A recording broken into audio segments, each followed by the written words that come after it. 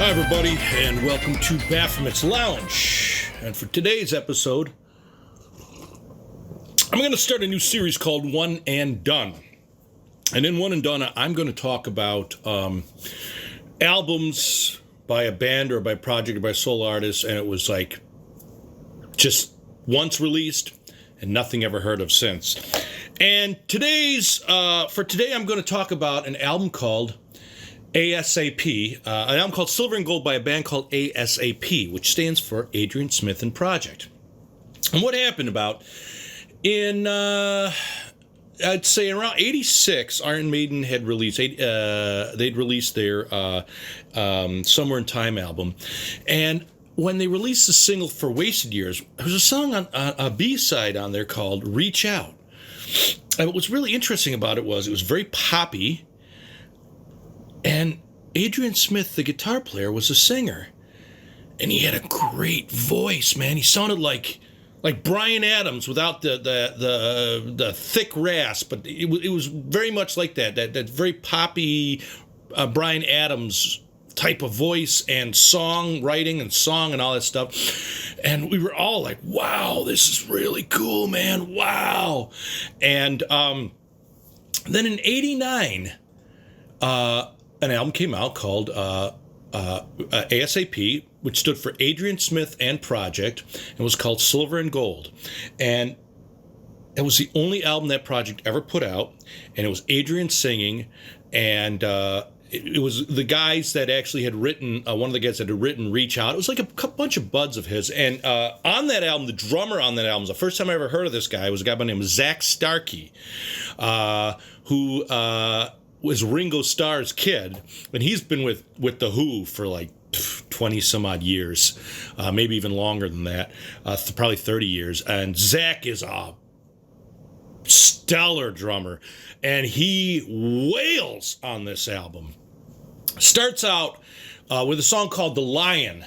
That's just hits out with a keyboard thing. Like that's what's so amazing about it. It kind of like has this sort of keyboard thing, and then the band comes chugging through, and then boom, Adrian's voice comes out, and you're like, whoa, what is this? I mean, it's a killer sort of, like I say, pop-ish type stuff. Then followed by Silver and Gold, which is the title track. Down the Wire, which is excellent. You Could Be a King, which is one of my two favorite songs off this album, and You Could Be a King is amazing. And After the Storm, Misunderstood, which is about the only clunker song on this album, and then a song called Kid Gone Astray, which is my other favorite song. And what that and You Could Be a King do, both of them got stellar choruses, and Adrian sort of comes back to those choruses near the end of the song and just sort of does something a little bit strange with them, just a little change up to them that just powers those songs through the roof. After that was Fallen Heroes, which is another great song, Wishing Your Life Away, and then the last song, Blood on the Ocean, which is just a great album ender of a song. Not strong on itself, but if you listen to it in context of an album, it's a really, really strong song. So it's a really great album, and I don't know why Adrian never did any more of this.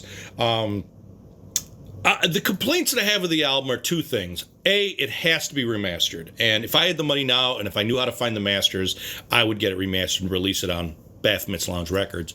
Maybe in the interim period, maybe Rock Candy, which they do great mastering work. Maybe I should send this video to them and say, hey, you should think about releasing this album. Because I love it. It really needs to be remastered.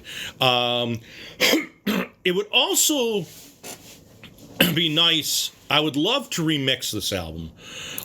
It suffers from a lot of reverb and a lot of came out in 89 and late 80s production stuff that I think if it were a little bit more of a drier album and had a little bit more of a warmer mix, I think that album would just rock today. And Adrian never did anything after that. with him singing. He released solo albums. He had a band called Psycho Motel. He released an album in 96 and in 97. And he decided that, he had different singers. He never sang again. And I don't know why. Because when you hear this, you're going to be blown away. Why didn't he just have a successful solo career? And then around 97, he partnered up with Bruce Dickinson from Iron Maiden, who's also solo. And he wrote with them, and they did 2 albums together before Dickinson and Adrian rejoined Iron Maiden. And they did Accident of Birth and The Chemical Wedding, both which are stellar albums. And I actually met him in 97, September 21st, 97. He was playing in Toronto with Bruce at a club date. And I saw him, and I got backstage. Dave from Etobicoke hooked me up. So I actually got my copy autographed by Adrian. And even then, I said, Adrian, this album's so fantastic. Why? And he was just like, yeah, it's different. He just had nothing to say about it. If I had 2 complaints, it would be the mix, the sonic, like I say, a little bit it doesn't date very well, and I think it would sound better with an more organic mix. And the other thing is, I think some of the songs would have sounded a little better if they would have slowed the tempo down slightly, maybe a couple beats per minute, not drastically, but they would have settled a little bit better. They drive too hard, and I think they would have settled better. Zach Starkey is all over this album, blasting like a beast as a drummer. It's fantastic.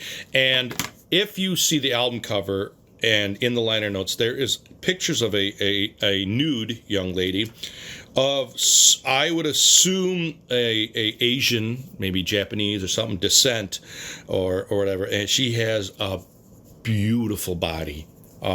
And I'd like to thank her, if she's still around on the planet, for taking those pictures. They bring me joy, and I'm glad that she did that. So thank you, whoever you are, a lovely lady who took pictures for the cover and the album notes of Adrian Smith's Silver and Gold by A.S.A.P. If you can find it, listen to it, enjoy it, and get blown away by its pop sensibilities. So, one and done. For Baphomet's Lounge. If you really dig this, feel free to smash the like button on the bottom if you're watching this on YouTube, or if you're watching on Facebook, like it, share it, what have you.